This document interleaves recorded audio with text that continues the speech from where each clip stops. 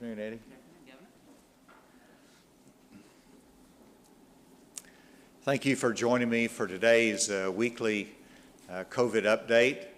I just now noticed behind me the new graphic. I hope everybody appreciates starting the 2021 with a new message behind us, the power of you, and the 3 W's as well, just reinforcing the message as to what we need to do as we go into really the 11th month of this pandemic. I'm delighted to be joined today by Dr. Romero, our Secretary of Health. We have Secretary Key of the Department of Education. I also have General Kendall Penn of the Department of Military, our Adjutant General, Director A.J. Geary, Dr. Cam Patterson, a great partner from the COVID Winter Task Force, as well as Chancellor at UAMS. We have John Vinson, Executive Director of the Arkansas Pharmacy Association, and we have Secretary Solomon Graves that will be remotely with us. You can see him there now.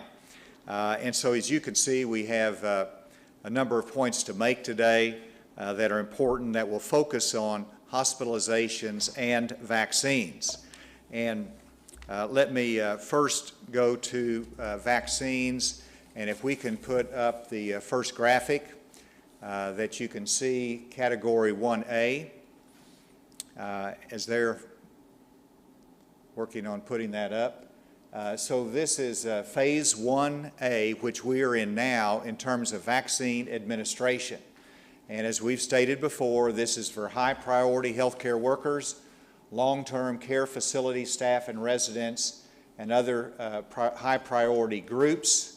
As you can see, the only change that we have in our guidelines is that we are following our CDC recommended guidelines except in 2 areas. One of them is that we did move first responders into 1A. And this was actually on the original CDC recommendation that they switched later. And we believe that they ought to stay in 1A because they are putting themselves at risk. They are our first responders, and our initial planning included our first responders in 1A. So that will be part of it, as well as the other priority healthcare workers and our long-term care residents. And if you look at this category alone, is 180,000 Arkansans are in this category. And our goal is to complete this by the end of January. So we have a lot of work to do. We're focused on that. We'll talk more about that. If you go to Phase 1B, the next graphic, this reflects the second change that we have, which instead of having age 75 plus in Category 1B, we have reduced that to age 70 plus in Category 1B. That is the population that's at risk in Arkansas. That was the consensus from our health advisors and our team. And this is a group at risk, and that we've comprised the group with the most deaths from COVID, so we want to put them in 1B. Now, in terms of 1C, which you can go to as well, and first of all, 1B, to put it in perspective, we had 180,000 in 1A. In 1B, there are 400,000, not even counting essential workers. And so you can see the monumental shift in volume whenever you go into 1B. And then 1C, of course, is even a larger scope of the population, but that will be people who are 65 to 69, people who are 16 to 64 with high-risk medical conditions, and then essential workers as well that are not covered in 1B will be in 1C. And of course, the essential workers are broken down based upon CDC guidelines in those categories of front-facing in 1B and these in 1C. And of course, it's necessary to have these priorities simply because we have a limited number of doses and our supply chain is limited. As it comes in, we'll be able to move more quickly through these different categories. We estimate that 1B, we're hoping that we can complete that in 60 days. Again, that is well over 400,000 Arkansans. We're still tabulating those numbers, but that is a significant goal for 60 days.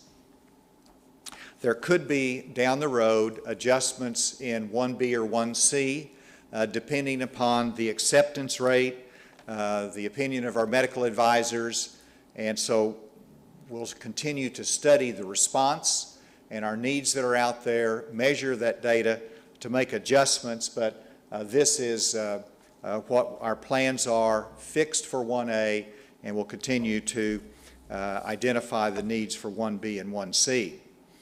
Now, everyone is asking a couple of questions. When is it my turn, and how do I get the vaccine? Well, for 1A, the hospitals and pharmacies are setting up clinics and systems of vaccination for our long-term care facilities, our first responders, our healthcare workers.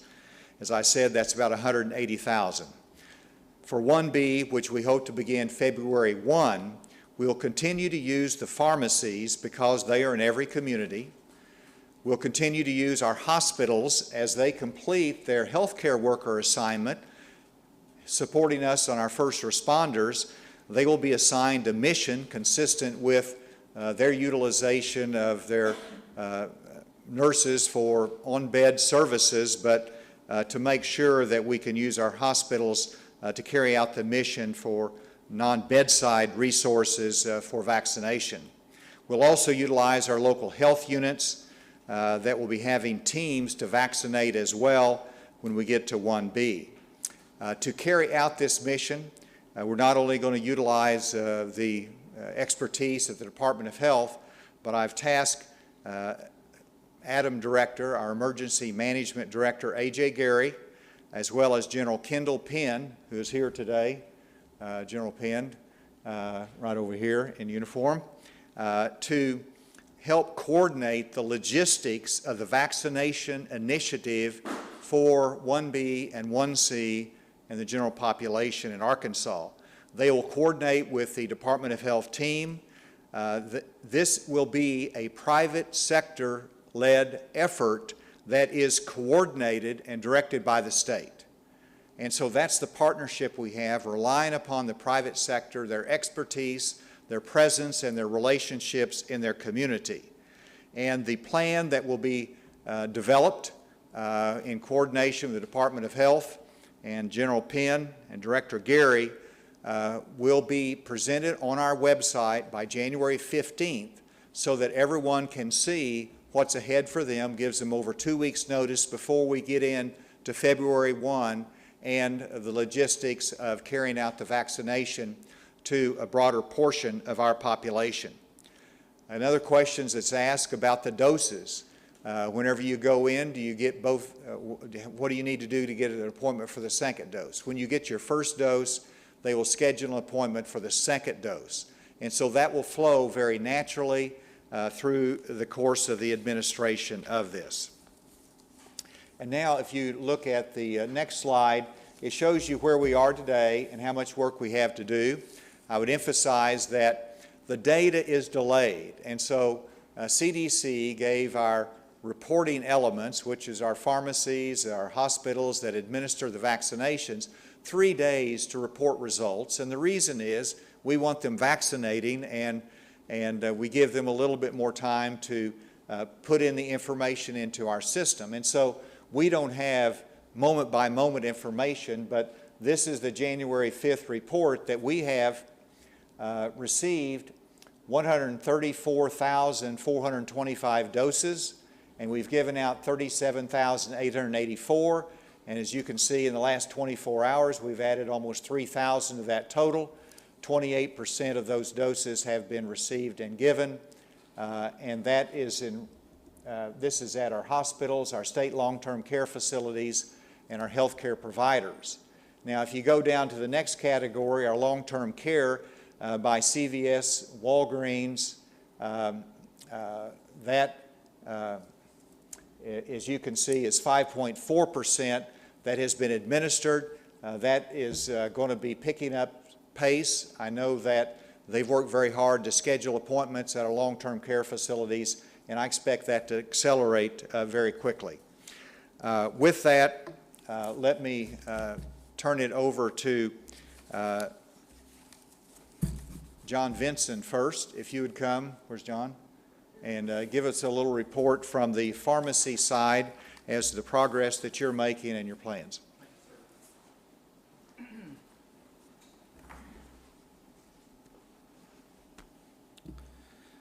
Thank you, Governor. I'm John Vinson, CEO of the Arkansas Pharmacists Association. Want to just say a word that our profession is excited about this week. We want to reassure the public that our pharmacies in the state of Arkansas, our pharmacists and their teams are ready to begin vaccinations this week.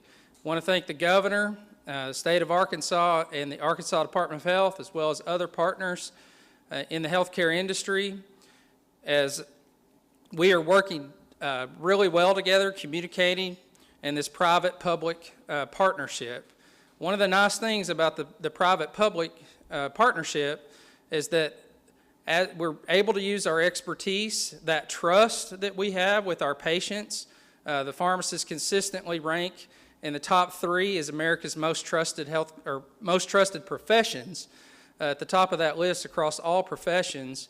We are in all 75 counties. We have pharmacies in 73 of those 75 counties receiving vaccine this week in partnership with hospitals, with a couple of, or at least one federally qualified health center and also a Department of Health unit in Newton County. We will have almost 46,000 vaccines to be administered to health workers in 1A this week in the community setting. Up until this point, there have only been about 30 pharmacies that had received vaccines for our small to medium-sized hospitals in some rural areas that they delivered those. Those were called strike teams pharmacies. There were 8 of those. There have been another 22 for a total of about 30 that had doses that they're delivering to long-term care facilities. We expect that to pick up actually over the next week as those appointments are scheduled. And then finally, we have 212 pharmacies, and that number is there for a reason. That's the boiling point of water. And my kids go to Bryan High School. If you've heard of hashtag 212, we're about to bring the heat to this virus. I'm sick of it. I have family members that have been affected by this and friends. We're ready, now that we have the vaccine, to fight back and save lives, and our pharmacists are ready for this moment in collaboration and partnership with our other healthcare providers. As the Governor said, in the future, there will be an opportunity for 1B and 1C. Our profession will be a part of a larger effort. We'll continue to provide vaccines. But I would like to ask the public this week to focus on those appointments for health workers only. For this week, the pharmacies are making those appointments quickly and efficiently for health workers.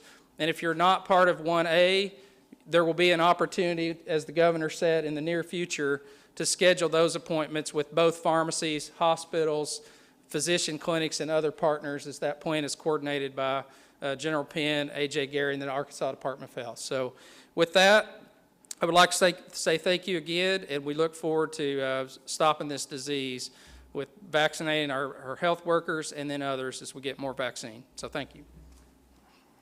Thank you, John, for your partnership and leadership with all the pharmacies in Arkansas.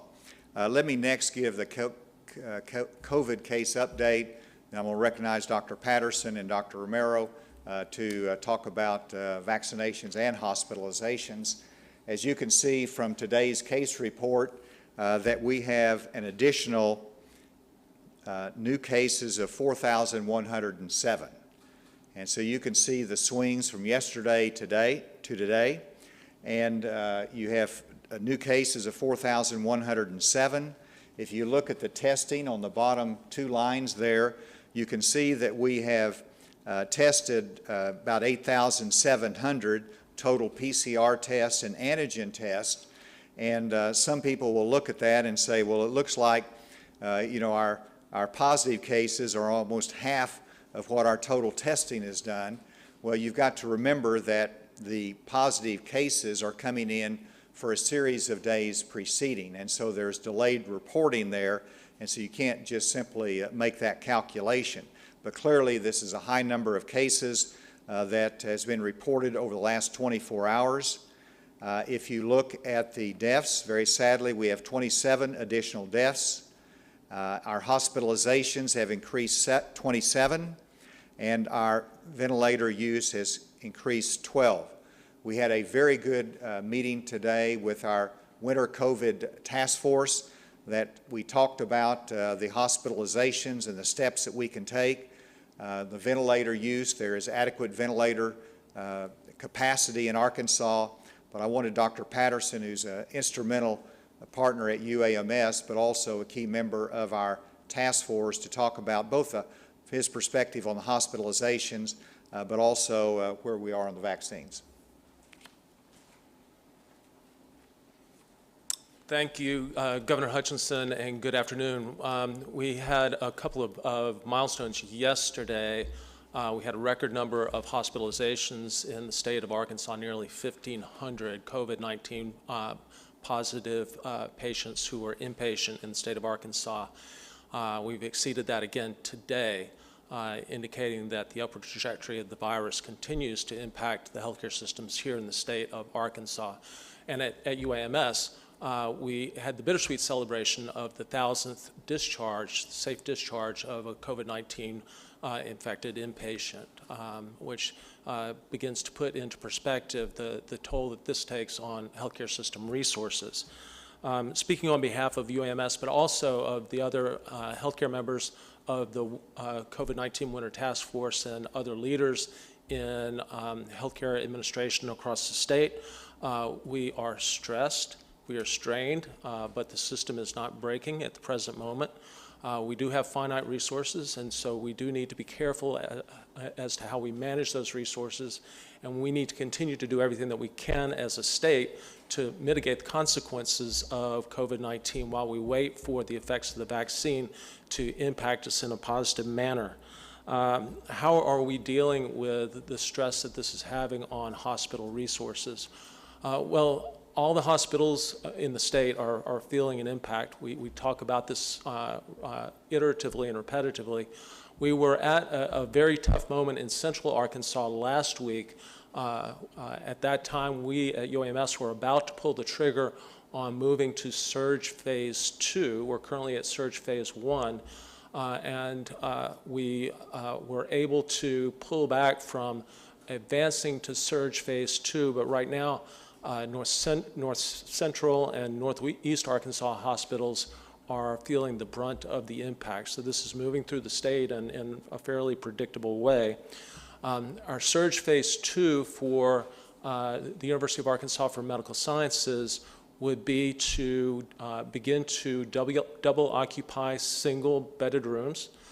We have fitted those rooms out from an IT standpoint to allow double occupancy. We would increase the expansion of our emergency department into an adjacent parking deck that will allow us to accommodate more flow through the emergency department if that is needed. Across the state, other hospitals have similar surge plans that they are willing and ready to execute if need be. In addition to that, Baptist Health, in collaboration with the Department of Emergency Management, is building out additional inpatient bed resources that could be brought online if needed, if the situation becomes acutely critical. We are all monitoring this on a daily and hourly basis. For right now, the system is holding. We have capacity to surge and expand if that needs to happen. That capacity is not infinite, but I don't foresee a critical moment in the next 2 to 3 weeks.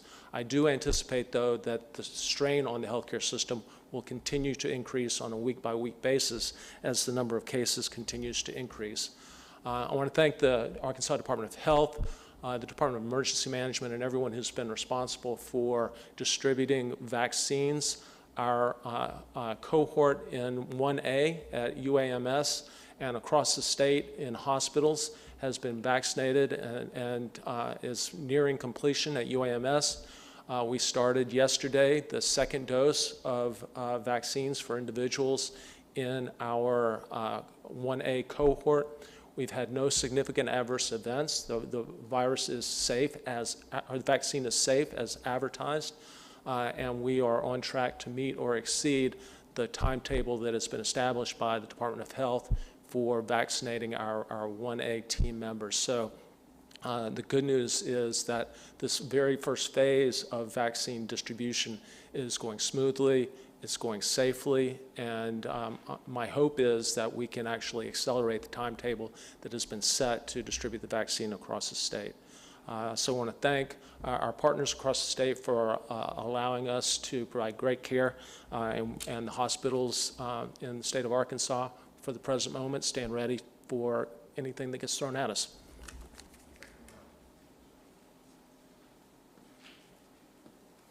Thank you, Chancellor. Governor. So I'm going to build on what has already been said and give you a little bit more detail. Let me start with the numbers.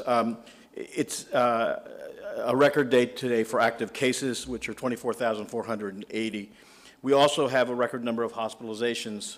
As mentioned by the governor, we've increased by 27, and we're now at 1,322. And our ventilator use is increasing. We still have capacity in these areas, but if we don't guard them carefully, we will exceed the capacity that we do have. It's important to note that right now we are compensating for these increased cases, but these cases will increase. I unfortunately need to say that today, because what we are seeing now is what I and all of us have warned about. That is a surge on top of a surge. And how much of a second surge we have on top of that first surge is unknown. It's concerning that today we have over 4,000 cases. Over the weeks, if you go back and look at our reports, you'll see that we slowly rise over the week to culminate on a Friday with the high numbers. So if we continue with that trend, we will see significant numbers. It is up to each citizen to adhere to the three W's that we've talked about. This can be slowed down. It cannot be completely stopped at this point. But it is up to each citizen to adhere to this. This is not an exaggeration. The numbers are as they are. So wearing the mask, social distancing, washing your hands is essential. Avoiding all non-essential congregate joining of individuals is essential to bringing this under control, or we'll have this problem with beds in the future. A couple of words about our phases. So our phases are being modified. This is not out of the norm. The ACIP, that is the CDC guidance organization, left it to the governors to make modifications that were appropriate to each state. So this is not a deviation. It is a modification to meet the needs of the citizens of Arkansas. With regard to transition to phases, so each phase will be moved from one to another through gating processes. These gating guidelines will determine the number of individuals vaccinated, the degree of uptake of the vaccine, and we will make a decision to move forward. We have tentative timelines, but as you heard from the governor, we have significant numbers in these phases, and those are going to be important in determining it. A further modification may come as we get more vaccines in the future, because there are at least 2 other vaccines in the pipeline that may be available in the next 2 or 3 months. Lastly, let me just say that it is important to reiterate that this vaccine has been shown to be safe during all 3 phases of its investigation, during its licensure, and in the post-licensure phase. We have had 22 reports to what's called VAERS, that is the CDC reporting system. Since this vaccine has been released in our state, none of these are serious. These are minor side effects. So I'm sorry if I spoke over my time, but I wanted to give that information. Thank you, Governor. Good comments, Dr. Romero, and we have 2 quick comments or updates from Secretary Key, and then remotely we'll have Secretary Graves.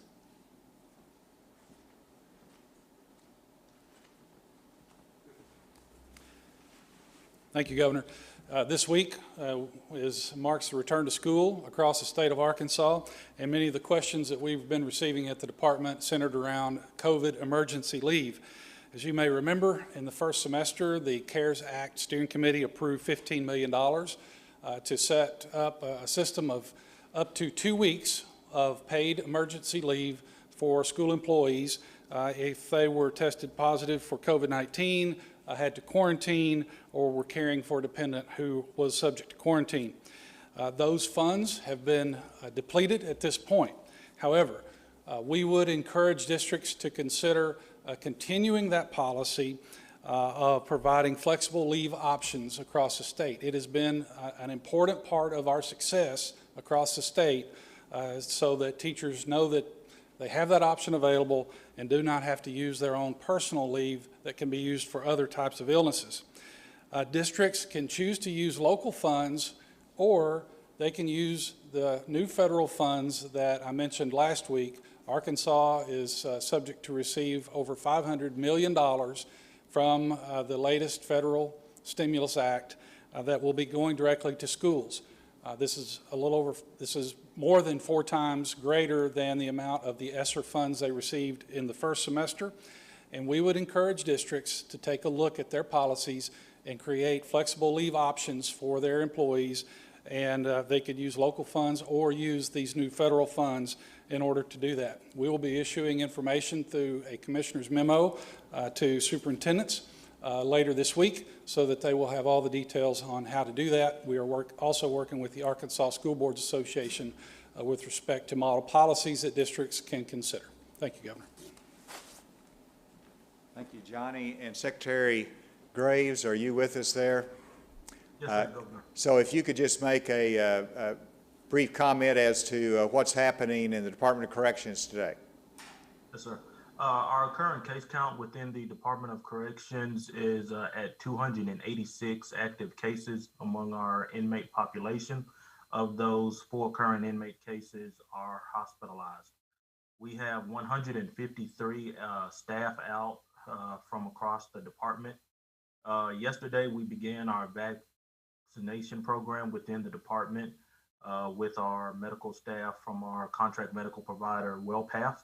We will continue those vaccinations of medical staff throughout this week and also begin to vaccinate our security staff who are permanently assigned to medical support roles. We have received 975 doses from the Department of Health. That is adequate supply for our 1A plan, which, as previously alluded to, includes our medical staff and designated correctional officers. And that's going to happen this afternoon. Yes, sir. That's great news. Thank you, Secretary Graves. With that, we're happy to turn it open to questions. Could you explain the reasoning for having the 1B group include 70 and older as opposed to 75 and older? Like, what is it about Arkansas that you felt 70 and over was more appropriate? Well, as you can see from other states, this is one area that, for example, Florida, I believe, till a couple more months down the road before they have access to the vaccine. It also will include some of those with additional risk factors because of that age group in and of itself. For all those reasons, it made sense to move that to 1B. Leslie? Are we able to include first responders now because of less uptake of the vaccine hesitancy among people we expected to want the vaccine? That's a good question. The fact that in some situations you're not having 100% acceptance, in fact, it's probably closer to 70%, depending upon the environment and the place, and that it does have additional capacity there, and I think that's reflected on the numbers. And so that gives us the opportunity to look at what else should be there in 1A, and obviously the first responders was where we headed them to begin with, and is a good fit for there. Dr. Romero, did you want to add to that? So the addition of the first responders to this group really fits Arkansas because we are a rural state. Who gets to an accident first? It's usually the police or the fire department. So this is different from a metropolitan center where first responders are, for example, ambulance crews or rescue crews. So it fits within the scope of the first responder group, and it is what the ACIP plan, that each state could go ahead and change it. And again, with regard to the 70-year-olds, the original discussions within the ACIP were to have this 65 and older group receive the vaccine, but there's not enough vaccine. I mean, we were supposed to receive 20 million doses, and we have not received 20 million doses by the end of the year. So we are, at this point, trying to fit these groups within the constraints of the available vaccine. Any other questions at the table? It does Jay? seem like we have some vaccine on hand, but it seems to be slow rolling out, at least for right now. I mean, what have we seen? Is it more of a logistics issue with getting the vaccine administered, or is it kind of like Leslie mentioned, just hesitancy to take it? Well, first of all, in the hospital environment and healthcare workers, I think that has gone very quickly, and they have not wasted a moment in getting those vaccines out. In terms of the long-term care facilities, it is a greater logistical challenge. You have to have consents. They came during the holidays. You had to have additional training in some circumstances. The pharmacies needed to have agreements in place, and so it was a slower process. I think it was too slow of a process, and I know they're working very, very hard to make sure that we can meet the goals. But more importantly, they want to make sure that they get the vaccines into the right people very quickly. John, did you have anything else to add to that? Yeah. All the points, John, all the points that he made are accurate. I would say that for those facilities that chose a local Arkansas pharmacy in their community, those pharmacies were able to receive the vaccine at a 100% rate, be in those homes within 72 hours. So in the case where there was a local pharmacy selected, it was a little bit quicker, they were more nimble. The larger pharmacies have been working hard, especially since the feedback that they've received. They've all got their homes scheduled by January 21st. If there's a home out there that has not gotten a schedule made yet or has a pharmacy to come in, if it's a licensed facility that's a residential care, assisted living, or long-term care, our organization, Rachel Bunch at the Arkansas Healthcare Association, either one of our organizations, you can reach us through our website, can help partner with them to get it done quickly. So pharmacists are good problem solvers. They make us take, calculus and physics for a reason, even if you don't use that every day in your pharmacy, but it certainly, doctors too, Dr. Patterson, but it certainly helps you to solve challenges quickly as they arise. One other point about the 70 and over, Governor did ask our members if we would support that, and we would. There's some other practical things about the vaccine has 10 doses per vial or 6 doses per vial that have to be administered within 6 hours once the first dose is given. So when a simple numbers game, when you have a little bit larger group of people that you could plug into those appointments, the more likely you are to not waste the dose and get those vaccines delivered as soon as possible. So I'd add that as well. Lance? With hospital capacities, I guess, growing more precious, where are we in terms of, are we going to have to start looking at elective procedures, non-essential procedures, cutting back on those kinds of things yet? Are we nearing that point, or do we know? Well, first of all, the discussion with the Winter COVID Task Force today, which has a large number of hospital administrators on there, that the consensus is, and the Department of Health has the same view, we do not want to have to pass a restriction on elective surgeries. That creates a whole host of additional problems. And so the consensus was we need to develop mechanisms and commitment by the hospitals that they will increase their ICU capacity but give them the flexibility to do it in their own way. And so that's the path that we're going, to increase ICU capacity but give the hospitals flexibility as to how they work through that. And so we're going to be initiating that in the next 10 days, and we have a great acceptance by the hospitals on that. Cam, do you want to elaborate on that? Yeah, I would agree with Governor Hutchinson. You know, the key is how much capacity that we have. It's not how we get there. Many hospitals already have placed limitations on services. At UAMS, we don't do an elective procedure that will require that patient to occupy an inpatient bed. For example, we want that bed to be available for somebody who's acutely ill. And we have accommodations for further reductions in elective procedures. Other hospitals can accomplish this in other ways by popping up new beds that weren't available as long as they can staff them. The important thing is how much capacity that you have. It's not how you get there. Let's go remotely. Is there any questions from offline? Governor? Yeah, Governor, this is Andrew AP. I wanted to ask you about two areas. On vaccinations, and this may be more for Dr. Romero or Dr. Patterson, want to see, is resistance to getting a vaccine, is that an issue that y'all are seeing among healthcare workers, you know, the people that you would expect to be getting this, and how do you get over that? So that's actually an excellent question, because if healthcare workers are resistant to receiving the vaccine, then lay people are probably going to be even more resistant. If you look across the country, reluctance to get the vaccine 2 months ago was about 50%. That number has increased and is getting the number of people who are willing to get the vaccine has increased and is approaching 60%.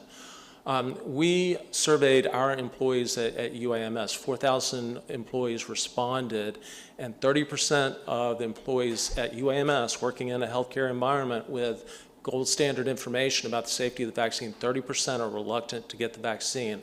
And the main reason why people at UAMS are reluctant to get the vaccine are concerns about safety. Dr. Romero spoke very clearly about the safety signal and how powerful the positive safety signal is for the vaccines, the 2 vaccines that are currently available.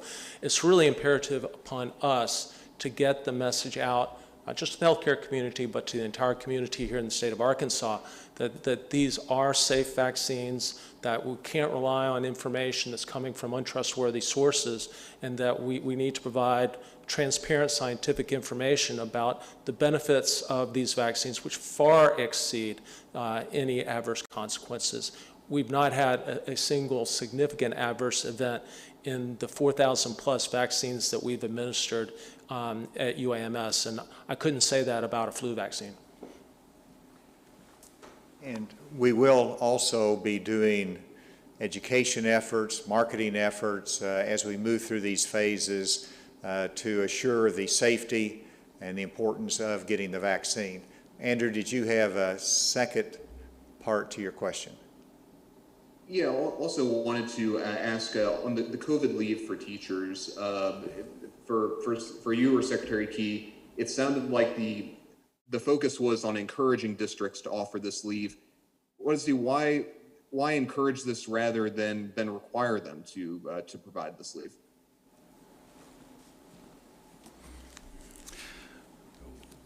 We offered it as a result in the first semester as a result of the CARES Act funds that the state had, and it was a lot of discretion there, so that was state funded.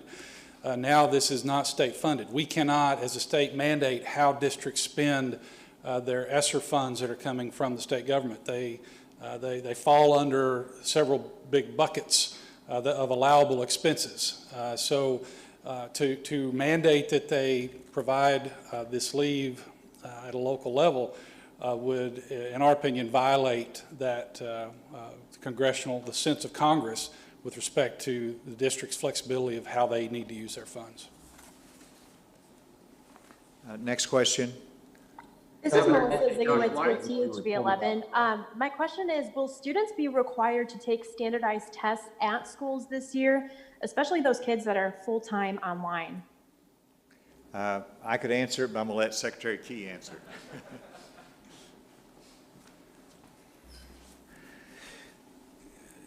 So thanks, Melissa. I appreciate that question, and we do intend to have testing for students. It is still required by the federal government. Both the I've just read recently both the Senate and the House chairs of the education committees in Congress are insisting on states administering these tests. Now, the question of how they are administered or where they are administered, we expect that they will be administered on site. So we are working with districts in their efforts to work with their parents if their students are working remotely or now to have situations where they can come on site in the spring for the administration of these tests. The requirement for 95% testing is still in place. This is part of our contract with the federal government, which almost $800 million of funding to the state hinges on meeting the terms of what in essence is a contract with the federal government. So yes, we do plan to administer these tests on site. I'll just add as governor, as a policymaker, to me it's important to know what the impact of the pandemic has been on education and their progress. And you only really know that by testing, and you will learn as to what's been the impact of online. On some students perhaps positive, on other students negative, but we might learn a little bit as to how to respond to this better in the future. And so testing to me is very important for us to know what steps to take in the future. Next question. Hey, Governor, this is Josh White. Reporter.com. Arkansas is a rural state, and even with the internet, vital public health information doesn't always make it in a timely manner to areas outside the Little Rock media market. What are the plans and what are the resources that are going to be used to push vaccination information and schedules out to the four corners of the state? Well, our marketing efforts will continue will cover all four corners of the state. We are a rural state, and so every plan that we have will incorporate the messaging to every part of the state, including the rural areas and those in South Arkansas. In addition to that, obviously we are trying to do everything we can to put information in a timely way on the Department of Health website, which is accessible. And so, just as I indicated, the plan will be on the website by January 15th as to how they can access, if you're in 1B category, the vaccines and the steps that should be taken. So that information is available, and the marketing efforts, the education efforts, we have on our task force representing from South Arkansas, and of course they'll be a strong voice for you as well. Next question. Hey, Governor, this is Josh White with KEIT. Just a second. I wanted to ask a question. Just a second. I heard Channel 7, please, earlier. It's Channel 7. Thank you so much. I appreciate it. I'm wondering, with us hitting some all-time highs in several of the numbers today, and this warning from Dr. Romero that things will get worse, are you considering re-implementing any restrictions? Well, I'll consider any recommendations that come to me. Whenever you look at where we are right now, I think the general consensus of everybody in this room, and they can step up to the microphone if they disagree with it, but that the cases that we're seeing are coming from home gatherings, they're coming from social gatherings outside of the work environment, and it's the result of Thanksgiving, Christmas, and then New Year's. That's not an area that I'm willing to regulate in terms of the home environment or those outside of the workplace and in the social arena. And so we have to take individual responsibility. Behind me is the power of you, and that's what we ask people to do every day, a very clear message. It is a national message, it is a state message, and that's where we are right now in this. To me, there's two keys to victory. It is the vaccine, and it is vigilance, and it is individuals exercising their protective measures for others. Next question. Hey, Governor, this is Josh White with KAIT. I noticed in the 1A category, teachers were not placed on that list. And I'm just curious why, since they are exposed to around 25 to 30 kids in a room for 8 hours a day for 5 days a week. That seems like it would expose them quite a bit. Well, we're fortunate to have someone that served on the national committee that's looked at this from every perspective, Dr. Romero.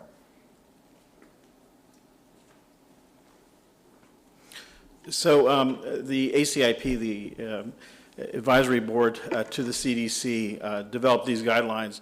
And in so doing, they looked at risk factors for infection, ages in which individuals were infected, and as I mentioned before, vaccine availability.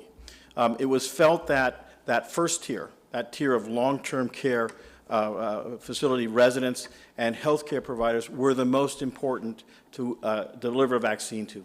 We needed to have our healthcare infrastructure intact in order to deal with cases as we move forward with a paucity of vaccine. At the same time, we knew that there was a high risk that mortality in the United States was comprised in big portion by individuals living in these long-term care facilities. So this is a matter of having to decide between what you have and what the risks are. And at that time, the major groups that were identified were those in our 1A group at this point. And this may be changed, as I said before, by the governors as they see appropriate. Thank you. Just a follow-up question there, Dr. Romero. In the 1A is the college and university student health centers, which doesn't seem to fall into that category whatsoever. So can you care to address why that group got in and any amount of teachers did not get in? Well, first of all, the healthcare workers in the schools are in 1A. And so their healthcare worker, the health nurses in the schools, they will be scheduled for vaccination. I know personally of some that have already been vaccinated. And so they are just, it sounds like the same situation in the college that you're referring to, that if they are in a health nurse in the college, then they will have access to the 1A vaccination as well. Next question. Governor, this is Garrett Ferguson with KNWA Fox 24 News in Fayetteville, Arkansas. I'm looking at the report that I just pulled up that was posted by the Arkansas Department of Health on their website of the 14-day moving average and percent positivity by county.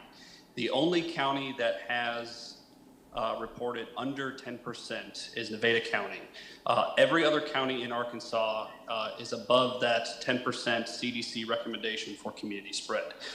So going back to Channel 7's question about the limitations in bars, restaurants, salons, barbershops, do you feel that the state could do more, or are you just looking for recommendations and considering limitations back to, like, say, a 1/3 restaurant capacity or a 1/3 community capacity in public buildings and private businesses?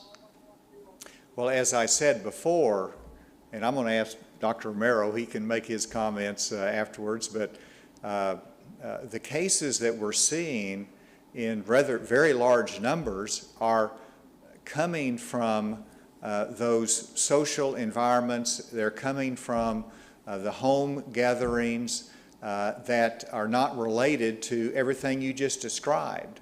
And so it makes no sense to me to put a business out that's on the margins right now, where you're going to be adding to the unemployment list and the people looking for food assistance, if it doesn't make sense from a data standpoint.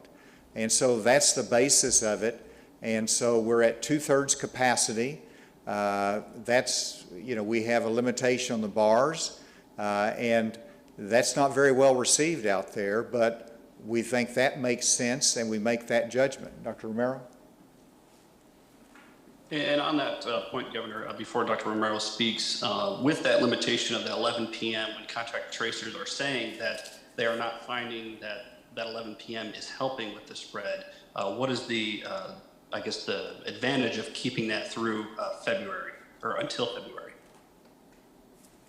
Well, I guess if you use that logic, there's not any reason to keep restaurants at 2/3 capacity if our cases are going up, so let's just let them go to full capacity. That doesn't make sense either to me, and so I think, for example, in the restaurants, the 2/3 is necessary so you can have the space limitations and spacing that you need. So there's a logic to that. In terms of the bars, I'd love to talk to the contact tracers. If the data, that's one of the reasons that our restriction is only for 30 days. If we see that that's not necessary, I'll be the first one to be delighted to lift that. So to address the first question, our epidemiologists look at the contact tracing data and contact investigation data. Among those questions that are asked are sites which have been visited in the last 14 days. And we have not found any statistical information that indicate that bars, restaurants are the sources. So that data is presented to the governor, we discuss it. There is no concrete data that's where it's coming from. It is clear that given the large number of cases that we're seeing, and we're continuing to see, that this is a small gathering spread. I only have to look in my own neighborhood. People that traveled out of state, people that had gatherings in their own from their own family outside in their houses. So that is where these spreads are coming from. Did you address the 11 p.m. curfew? Yes. So the 11 p.m. curfew is a way of increased socialization. Alcohol and COVID don't mix. Right? This is not something that is your ability to make correct decisions goes down in a social environment, right?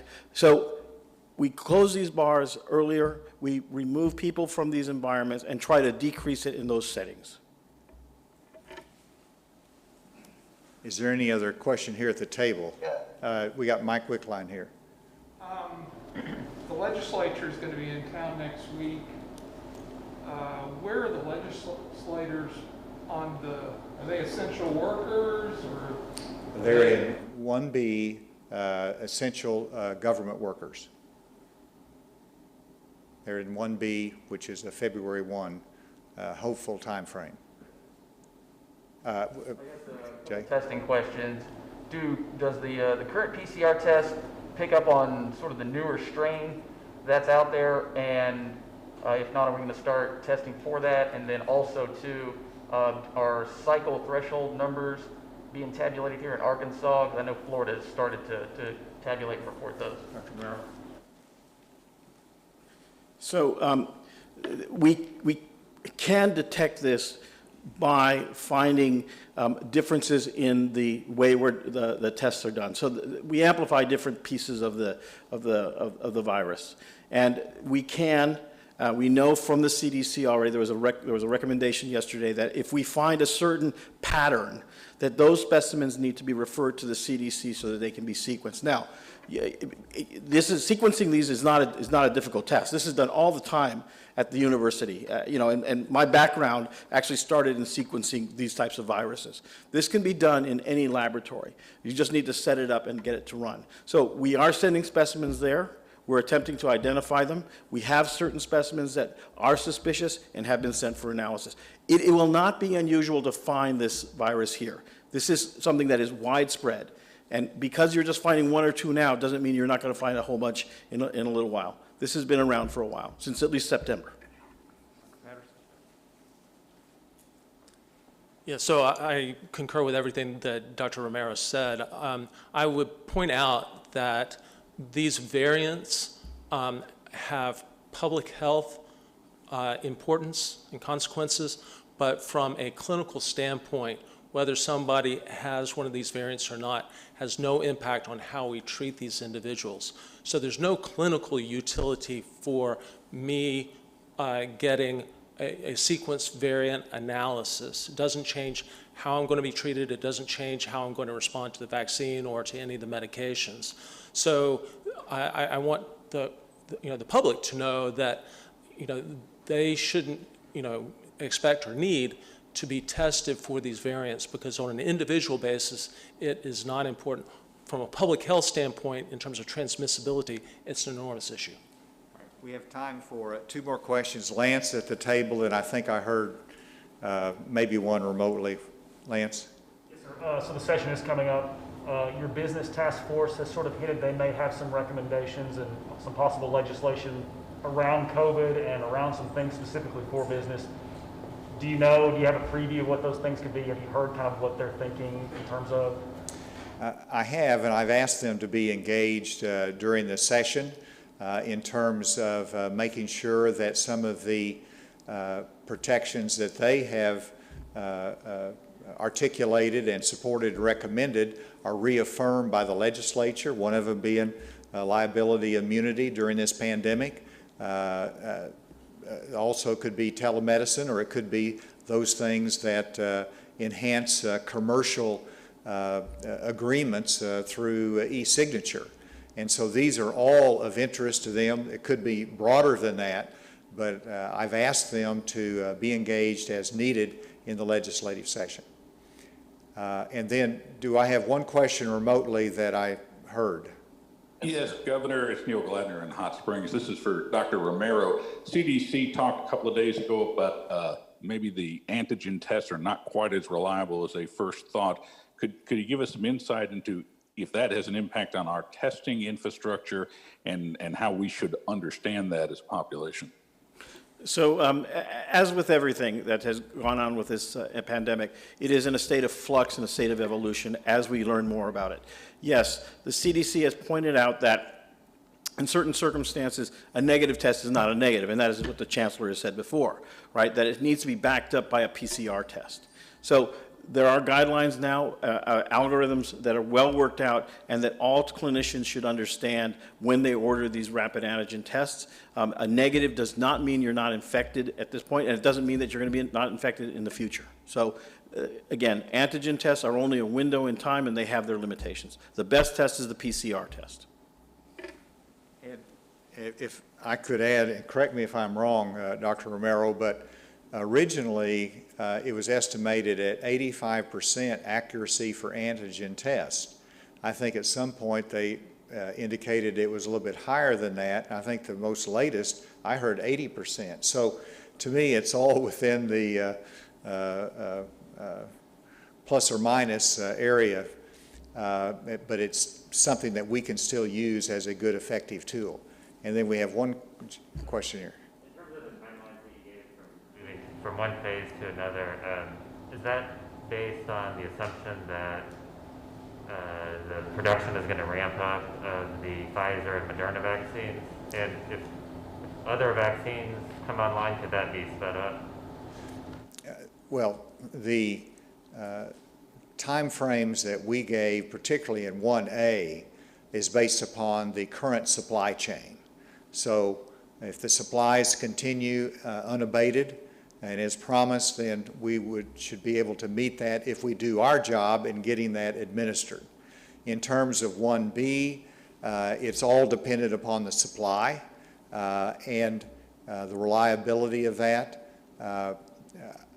The 60 days that we estimated that we could do that is a huge task that we'll be able to provide more information on once I get a report from General Penn and A.J. Gary on the specific plan and identifying exactly the number of essential workers that will be impacted. We have 400,000 before you get to essential workers, so I need to see that final number.